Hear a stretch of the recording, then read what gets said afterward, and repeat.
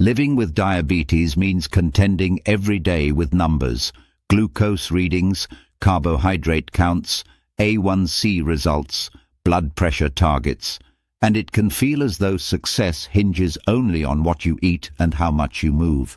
Yet, a growing body of research shows that several specific micronutrients quietly shape the way insulin does its job, how efficiently cells absorb glucose, and whether damaging inflammation is kept in check. The right vitamin and mineral profile will never replace sound food choices, regular physical activity, or prescribed medication, but it can tip the metabolic balance in your favor and make those other strategies work more smoothly.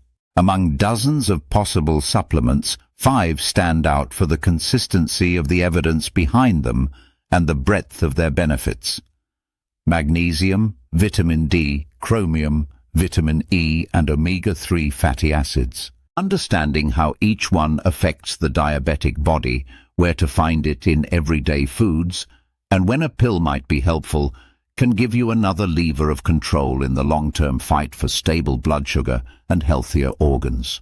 Magnesium sits at the top of the list because it participates in more than 300 enzymatic reactions, many directly connected to glucose metabolism.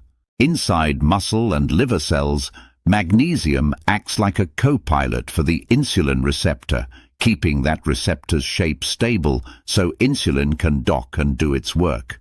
When magnesium intake is low, the receptor becomes less responsive, forcing the pancreas to pump out more insulin to achieve the same effect, one of the earliest steps toward full-blown insulin resistance. Large population studies consistently show that people with the highest habitual magnesium intake have the lowest risk of developing type 2 diabetes, and smaller intervention trials reveal that oral magnesium can shave several milligrams per deciliter off fasting glucose in those who are already diabetic. Leafy greens, pumpkin seeds, almonds, black beans, and even mineral waters bottled from high magnesium springs make it easy to reach the recommended 310 to 420 milligrams a day. If blood tests reveal a shortfall, supplements in the range of 200–400 milligrams of elemental magnesium can be used, though they should be introduced gradually because sudden high doses often trigger loose stools. The payoff may include not only better glucose readings but calmer nerves, steadier blood pressure, and fewer nighttime leg cramps, common complaints among long-time diabetics. Vitamin D, produced in the skin under ultraviolet light and consumed in moderate amounts from fatty fish or fortified milk, exerts its glucose-lowering magic largely within the pancreas itself. Beta cells, the factories that churn out insulin, bristle with vitamin D receptors. When those receptors are engaged, beta cells release insulin in a more rhythmic, finely tuned pattern, preventing erratic spikes and crashes. Observational studies show that people who start life with higher vitamin D levels go on to develop type 2 diabetes far less often. Among those already diagnosed, adequate vitamin D correlates with lower A1C values and milder insulin resistance. Unfortunately, deficiency is rampant, particularly in northern latitudes, among darker-skinned individuals, shift workers, and anyone who spends most daylight hours indoors. A simple blood test for serum 25-hydroxyvitamin D reveals the truth. Many endocrinologists aim for at least 30 nmol. Some push closer to 50 for metabolic benefits. 1,000 to 2,000 international units daily is enough for many adults, though higher doses, always monitored by periodic lab work, are safe and sometimes necessary. Sunlight remains an underappreciated side effect-free supplement, yet during winter or in cities where pollution blocks UVB rays, capsules are the pragmatic choice. Chromium, a trace mineral discovered only in the mid-20th century to have biological importance, takes the spotlight whenever insulin efficiency is discussed. The trivalent form, present in broccoli, barley, whole grain bread, and lean meat, binds to a small protein called chromodulin that amplifies insulin signaling once glucose enters the bloodstream. Without sufficient chromium, insulin's message reaches the cell membrane at a whisper instead of a shout, leaving more sugar stranded in the circulation. Supplement trials using chromium. Picolinate in doses ranging from 200 to 1,000 micrograms a day have shown modest but meaningful reductions in fasting glucose and improvements in oral glucose tolerance, especially in people whose initial chromium levels were low. Benefits plateau quickly, however, and megadoses can compete with iron or zinc absorption, so more is not always better. Because there is no simple blood marker for chromium status, a food-first strategy remains prudent. Sprinkling brewer's yeast over yogurt or adding a side of lightly steamed broccoli to dinner goes a long way toward meeting daily needs. Vitamin E brings a different weapon to the table: antioxidant firepower. High blood sugar generates oxidative stress, essentially a barrage of rogue molecules that damage blood vessel walls, kidney tissue, and the delicate nerves in hands, feet, and eyes. Alpha-tocopherol, the most studied form of vitamin E, neutralizes many of those radicals before they can attack. In clinical trials, doses of 400 IU a day have been linked to small improvements in insulin sensitivity and notable drops in markers of inflammation, such as C-reactive protein. Perhaps more striking are the cardiovascular dividends. Vitamin E slows oxidation of LDL cholesterol, a critical step in the formation of artery-clogging plaque.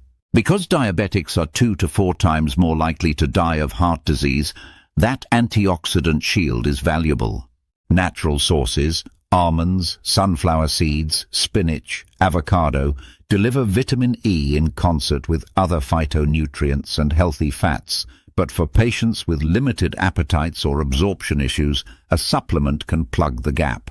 High-dose vitamin E can thin the blood, so anyone on warfarin or daily aspirin should clear supplemental use with a physician and typically aim for 100 to 200 IU rather than megadose regimens. Omega-3 fatty acids, the long-chain varieties EPA and DHA found in cold water fish and in algae-derived vegan capsules, complete this metabolic quintet. Decades of research into heart health first elevated these polyunsaturated fats, but newer work shows they also tackle several threads of the diabetic web simultaneously. By reducing chronic, low-grade inflammation, they help the insulin receptor transmit its signal unimpeded. They lower triglyceride levels often elevated in insulin-resistant states, relax stiff arterial walls, and may even boost the hormones that signal satiety, indirectly supporting weight control. Randomized trials indicate that 2 to 4 grams of combined EPA-DHA daily can cut fasting triglycerides by up to 30% and slightly improve insulin sensitivity. For those unwilling or unable to eat 2 servings of salmon, sardines, or mackerel each week, concentrated fish oil capsules or algal oil provide a reliable dose. Because fish oil can affect bleeding time, people on anticoagulants should use supplements under medical guidance, and refrigerated storage prevents the delicate fats from oxidizing. Together, these 5 micronutrients form a network that bolsters nearly every weak link in the diabetic chain: cell membrane insulin signaling, pancreatic hormone release, systemic inflammation, vascular integrity, and nerve health. They are not silver bullets. Diabetes still demands carbohydrate awareness, regular movement, stress management, and often medication, but they can quiet some of the background metabolic noise that makes glucose control so frustrating. The simplest way to harness their power is through meal planning that prioritizes nutrient-dense, minimally processed foods: a spinach and pumpkin seed salad drizzled with olive oil, baked salmon alongside roasted broccoli, a handful of walnuts tossed into morning oatmeal fortified with vitamin D-enriched milk. When lifestyle or medical circumstances create gaps, Targeted supplements, introduced thoughtfully, monitored by periodic lab work, and adjusted to individual tolerance, can fill them. Before embarking on any supplement regimen, diabetics should remember 3 principles. First, balance trumps excess. Too much of any nutrient can backfire, whether by upsetting mineral ratios, disturbing digestion, or interacting with medication. Second, food synergy matters.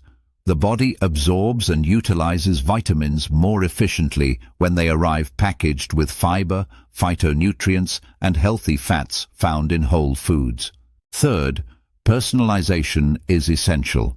What works miracles for one patient may offer little benefit to another depending on genetics, stage of disease, and concurrent conditions. Regular consultation with a healthcare provider, ideally one well-versed in nutrition, ensures that supplements complement rather than complicate the broader treatment plan. Managing diabetes will always require vigilance, but expanding the toolkit beyond carbohydrates and insulin opens new possibilities for stability and vitality. Magnesium quietly steadies the insulin receptor. Vitamin D fine-tunes hormone release. Chromium amplifies glucose uptake. Vitamin E shields vulnerable tissues from oxidative harm. Omega-3s calm inflammation and protect the cardiovascular system. Each nutrient addresses a separate battlefield, yet together they form a cohesive defense that can lighten the daily burden of blood sugar control. For anyone eager to move beyond mere survival and toward thriving with diabetes, embracing these micro-allies, first on the plate and, when appropriate, in supplement form, offers a science-backed, practical path forward.